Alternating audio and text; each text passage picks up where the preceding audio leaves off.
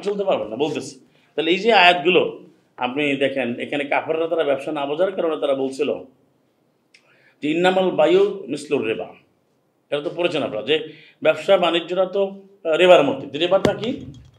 এটা আমাদের এখানে সুদ বলে সেটা অন্য হয়ে যাবে, কিন্তু বাই আরবিতে রেবা বলা হচ্ছে। রেবা বলা হয় যেটা অনেকবারই আমি আলোচনা করেছি, বাই হচ্ছে আপনি বেচা কিনা করবেন, যে কোনো হালাল আল্লাহ পদার্থ বলো হালাল পণ্য আপনি বিনিময় করবেন, সেখানে আপনার এই বাড়তি আপনি লাভ নিতে পারবেন, পণ্য পরিবর্তন হবে। আপনার 100 টাকা আছে, 100 টাকা দিয়ে আপনি আম কিনলেন, জাম কিনলেন, আপনি আলু কিনলেন, যেটা কিনে ওইটা আপনি বিক্রি করে আপনি 120 টাকা করলেন, 10 টাকা করলেন। লাভের হচ্ছে জুলুম করা যাবে না, লাভ আপনি করতে খরচ যাবে, এটা আপনার লাভ করতে পারবেন। কিন্তু এটারও কোরআনের একটা অংশ মেশার শব্দ আছে এবং হাসাদের খরচ আছে, ফসল কাটার হকগুলো দিতে হবে, এগুলো দেওয়ার পরে আপনি জুলুম না করে একটা অংশ লাভ করতে পারবেন অবশ্যই। আর সেটা অবশ্যই যেন জুলুম না হয়। এখন যেটা হয় আপনি 100 টাকার জিনিসকে 200 টাকা বিক্রি করলেন, 300 টাকা 500 টাকা বিক্রি করলেন, তো সেটা তো ইসলাম হলো না। এখন এইটা কাপড় বলতে অসুবিধা কি? আমি তো টাকা দিয়ে আমি টাকা আনি, আবার এটা ওদের তো একই না। রেবাটা হচ্ছে আমি কোনো পণ্য ব্যবহার করলাম না, আমার টাকাই আছে, ওই টাকাটা বা যার যেটা রিয়েল যে দিলাম ওটা দিয়ে আমাকে তুমি বিকেলে বা 2 দিন পর আমাকে মাসে বা সপ্তাহে বা দিনে এত টাকা বাড়তি দিয়ে দেওয়া, এইটাকে বলা রেবা। তো এখন এটা না জানার কারণে আসলে ব্যবসা কোনটা রেবা কোনটা সবাই দেখা যায় ওই ব্যবসারও সুদ বলে, মানে রেবা বলে, আবার দেখা যায় রেবারও ব্যবসা না জানার কারণে। আল্লাহ বলুন যে ব্যবসা বাণিজ্য হালাল করেছে। আর রেবারটা হচ্ছে একটা আপনার কাছে টাকা আছে, টাকা নিয়ে বসে আছেন, আপনি কিছু করেন না, কিন্তু ওই টাকাটা আপনি একজনকে দিলেন, তুমি টাকা নাও, আমাকে তুমি শতকরা 10 টাকা করে দিয়ে যাবো, নীতি আছে, সেও দিচ্ছে, তাহলে তো হবে না। এটাতে আপনি ব্যবসা করতে হবে, মানে আপনি তেজারা মানে লাগাতে হবে, যার মানে পাশাপাশি লেগে থাকতে হবে, একটা পর একটা পণ্য আসবে। আর তার শর্ত হচ্ছে 29 নম্বরে সূরা নিসা, যে মনে রাখবেন তারাও দেবে না, যেখানে একটা শর্ত দেওয়া হচ্ছে কোনো মালকে খাওয়া যাবে না, কোনো ব্যবসা বাণিজ্য হবে না, উভয়ের সম্মতিক্রম হইতে হবে, সম্মতি লাগবে। এটা বলা হচ্ছে কিন্তু 4-29, ইয়া আইয়ুহাল্লাযীনা আমানু লা তাকুলু আমওয়ালাকুম বাইনাকুম বিল বাতিল। তুমি কোনো মাল তোমাদের মধ্যে তোমরা ভক্ষণ করবে না, খাবে না বাতিল অন্যায়ভাবে, ইল্লান তাকুনা তিজারা, যেটা ব্যবসা হতে পারে, ব্যবসা বাণিজ্য আং তারাদুম মিনকুম, যেটা তোমাদের মধ্যে পরস্পর সম্মতি হবে।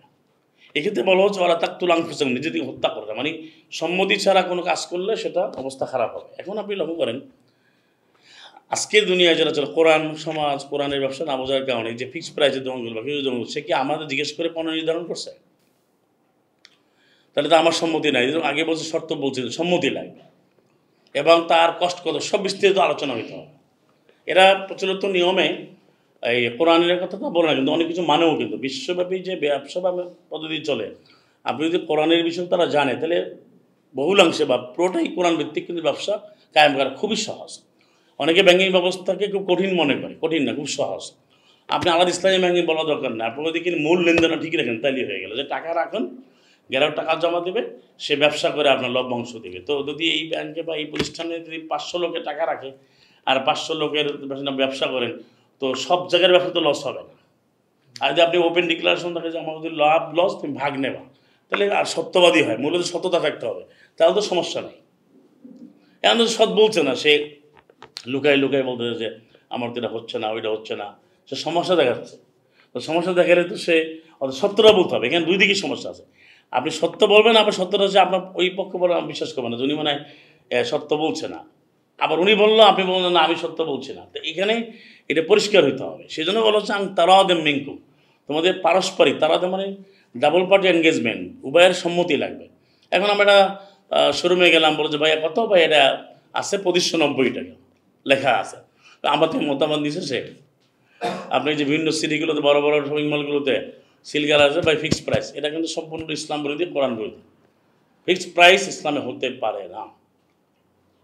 এটা কোরআন ভিত্তিক যদি শাসন ব্যবস্থা থাকে, তা সে বলতে পারে তুমি এইটা করবা, সে মনিটরিং করতে পারে কোরআনের আলোকে, জুলুম না হয়। ওই আয়াতটা জুলুম করবে না, জুলুম হবে না, অত্যাচার করবে না, অত্যাচারিত হবে না। কিন্তু আপনি কৃষি বিধিতে এটার 2500 টাকা লিখছেন বা 10,000 লিখছেন, তা আমরা তো জানি না, সরকারও জানে, অন্য কেউ জানে, সে লিখে রাখছে। যেটা আপনার ভোক্তা অধিদপ্তরের কিছু কার্যক্রম দেখছেন না, একটা শার্টের দাম 25,000 টাকা, একটা টাইট দাম 40,000 টাকা, একটা শু 1 লাখ টাকা, একটা ড্রেস 16 লাখ টাকা। তো এটা কোনো নিয়ন্ত্রণ নেই, কোনো কিছু নেই। অথচ এই আয়াতে বলে আপনি উভয়ের সম্মতি লাগবে।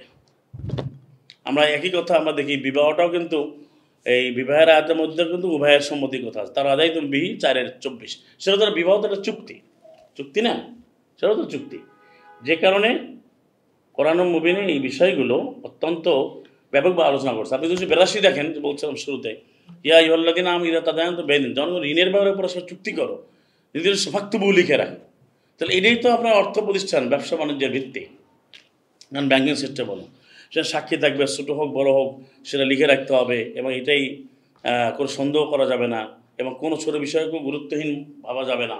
তাহলে কোরআনের আলোকে এগুলো হয়, সেটা সমাজে কি আসে না। আমার বলার উদ্দেশ্য হলো যে আমরা যারা মুসলিম হিসেবে ঘোষণা দিচ্ছি, আমাদেরকে এগুলো প্রতিটি বিষয়ে আমল করতে হবে। আমল করে আমাদেরকে দুনিয়াতে কল্যাণ চাইতে হবে, আল্লাহর কাছে প্রতিষ্ঠা করতে হবে, এবং আখেরাতে আগুন থেকে বাঁচতে হবে। এই জন্য আমাদের আয়াতগুলো নিজেদের মধ্যে বাস্তবায়ন করতে হবে। এখন এই সমাজ কি করে না করে সেই দোহাই দিয়ে আপনি বসে থাকবেন যে সমাজে তো কখনোই এটা করে না, তাইলে তো আমি করব কীভাবে। যেটা আমরা করতে পারি, ধরেন এমন একটা এলাকা হইলো, ভাবেন যে আমরা এই আয়াতগুলো মেনে ব্যবসা করব, আমল করব, তাহলে সমস্যা কি? আমি সত্য বলবো, আমি এই সেই আপনি ভরসা করেন। কোরআন তো বারবার আয়াত আছে যে মুসলিমরা অবশ্যই আল্লাহর ভরসা করে, বিনা প্রশ্নে বিনা শর্তে ভরসা করতে হবে।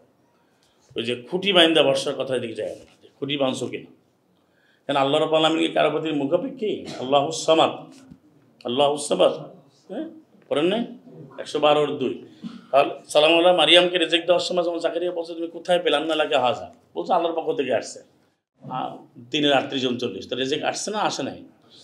তারপরে বলছে আল্লাহ কেমনে খাওয়াবেন, আরে হবে কি, আমি যদি এইভাবে সত্য ব্যবসা করি তাহলে কেমনে হবে। এই জন্য কোরআনের মূলনীতিগুলো মানলে পুরো বিশ্বের অর্থ ব্যবস্থাটা এটা খুবই সহজ, কিন্তু আমরা জটিল করে বলছি। ভাই এটা এখানে লেখা দিচ্ছে কি, ভাই ও লেখছে এটা মোদারা মশা রাখা, ও লেখছে এটা মানুষ বুঝে না। এমন কিছু শব্দ দ্বারা বিভিন্ন জায়গাতে নিয়ে আসছে। আবার বলে যে সরিয়া সারিয়া বোর্ড লাগবে, আর কয় সরিয়া। তো সরিয়া মানে সরিয়া যাওয়া, মানে বিধান থেকে সরিয়া যাওয়া। আর আল্লাহ বলেন সারিয়া, আল্লাহ বলেন সারিয়া। তো এই চুক্তি ভিত্তিকে এখানে একটা শব্দ বলা হচ্ছে, তোমার সাক্ষী ওলাই উদার, কাউকে ক্ষতি করা যায়। এখন যে আরেকটা মূলনীতি হচ্ছে কোনো ক্ষতিগ্রস্ত না হয়। মানে আপনি ব্যবসা বিক্রেতা, আপনি খুব লাভের উপরে গেলেন, আর যে ক্রেতা সে লস হল, একবারে ক্ষতি।